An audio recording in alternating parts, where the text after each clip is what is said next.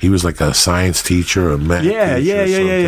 Yeah. And I used to see him in there. I was never a big Sabello guy. I was like, I was a big Barone guy. You know, he was my seventh grade teacher. Yeah. He showed me how to shoot.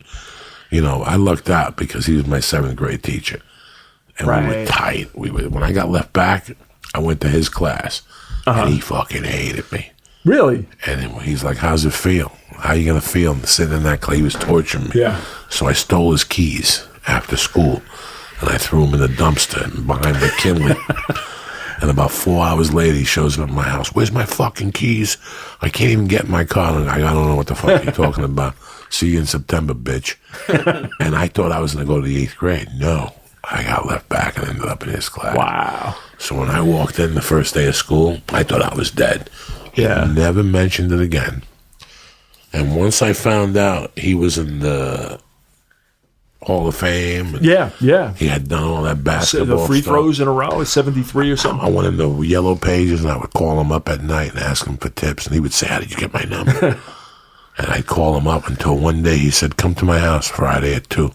I took a bus up to 92nd Street, and we went to his house, and he showed me how to shoot. And we became. I took him to the premiere Grudge match. Right. 3 years ago. That's how tight I am with Barone. Man. Yeah. So we interviewed him for the. Yeah, I was gonna say, was it the same house? Documentary. We went to the house. Was that house? No, he lived. That was his house. We went to his mother's house.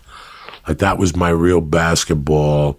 Was Barone, you know? And then, even if he took over, I knew. I just did. Oh, yeah. You know what's funny? That you talk about all this stuff being positive, and you talk about being negative. Since I was a kid, I've always been very honest, and I was always very honest with myself.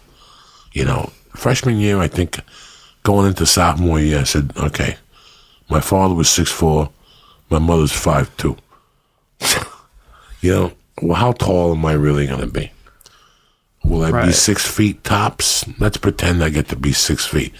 That means I got to be one of the quickest fucking guards in the NBA. Yeah. Now, I was always quick, but not fast. There's a big fucking difference.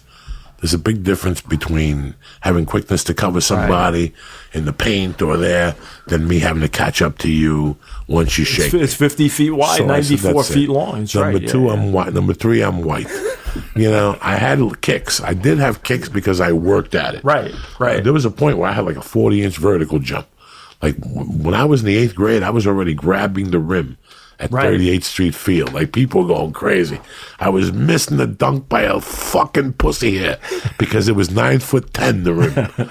But I couldn't, you know, but at least I could grab the rim. At the high school, I was Windexing and shit my freshman year. Oh, yeah, that was because, big. That was big. Because I fucking worked on my legs. You know, I did the weights. Bill Foster told me. I did the sprints. Whatever they told me to do, I did to the fucking T. So it was just really weird that I just said to myself, all I wanted out of basketball was to play in the national championship game. That's all I ever wanted. My dream was to start. It's a big goal. That's big. I did not want to go to the NBA. I didn't want to do nothing. I wanted to be like Gregory Kelser. Michigan State. Who's a great guy, by the way. Right, that's what I heard. Yeah, he's a great guy. He's still part of the Pistons broadcast team. He's a great guy. Because he played like 4 games and that was it. Like he just in the college he was great, but in the NBA he just fell apart. You know, and that happens sometimes. But that's all I wanted. From the time I saw them announce Michael Corn his freshman year from Jersey City, New Jersey, my head almost exploded. And you know who else was in that game? And our buddy Jim Hager reminded me of this. One of the last conversations we had, I forgot to mention this guy, Marquette and Jimmy Boylan. Jimmy Boylan. Who now is an assistant with the Cavs.